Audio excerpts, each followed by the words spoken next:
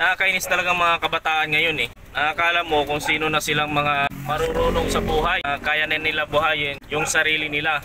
Pakinggan nyo to ha. Kung mayroon man isang bagay na gusto kong ipayo sa mga kabataan, ito lang yun. Pakinggan nyo. Wag na wag nyo mamadaliing tumanda. Umidad ng 25 pataas to 30. Gusto nyo nang magiging independent sa buhay. Kaya gusto nyo sana tumanda na kayo, lumaki na kayo. Wag nyong madaliin kung pwede lang bumalik sa pagkabata. Ginawa ko na eh. Akala nung mga kabataan na porket ayan na, nasa edad ka na 25 pataas, kumikita ka na, nagtatrabaho ka na, nabibili mo yung mga gusto mo. Akala nila happy na kaya sila ngayon uradang-urada gusto tumanda na kaagad sila. Yun yung hindi nila naiintindihan. Isipin mo na lang, nasa punto na kami ng sobrang dami naming responsibilidad, sobrang daming obligasyon, buhakang inang yan. Minsan gusto mo na lang mawala bigla sa mundo na parang bula eh, tas bumalik ka na lang ulit pag okay na lahat. Pero putang ina, hindi pwede. Ano na ba na-experience namin ngayon sa edad na to? Wala naman eh. Unti-unti mo lang ma-realize na yung mga magulang mo, unti-unti na rin silang tumatanda. Na alam mo sa sarili mo at pilit mong dinidinay na balang araw, malapit-lapit na.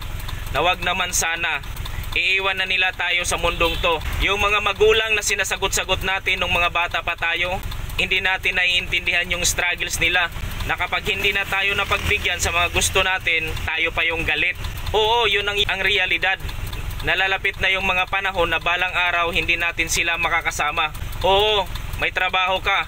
Ganda ng sahod mo, ang laki. Magbabayad ka ng bills, nakasiparate ka. Bayad ka ng upa, bayad ka ng tubig, kuryente, internet, grocery. Minsan nga may utang pa, utang ina. Yung ibang tao pangiti-ngiti lang yan. Yung ibang tao pag kinakausap mo, nakangiti lang yan. Sabihin nila okay lang yan. Pero deep inside, alam ko na mga nasa edad ko o mas matanda pa sa edad ko, alam ko yung struggle nyo. Alam kong hindi madali pero wala kaming magagawa eh. Kasi yun yung reality. Yung ibang mga kabataan nagmamadali. Gusto ko nang lumaki kaagad. Gusto ko nang tumanda kaagad. Enjoyin nyo muna yung pagiging bata nyo. Kasi saglit lang yan. Hindi mo mamamalayan yung mga simpleng bagay na nagpapasaya sa'yo. Lalo na nung mga bata ka pa, baliwala na sa'yo yun ngayon.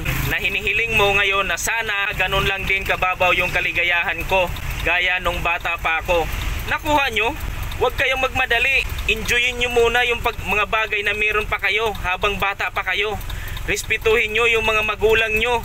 Kasi kahit magmadali man kayo o hindi, aabot at aabot kayo sa punto ng buhay na to na buwakan ng ina. Hindi ko alam kung kakayanin ninyo. Yun lang.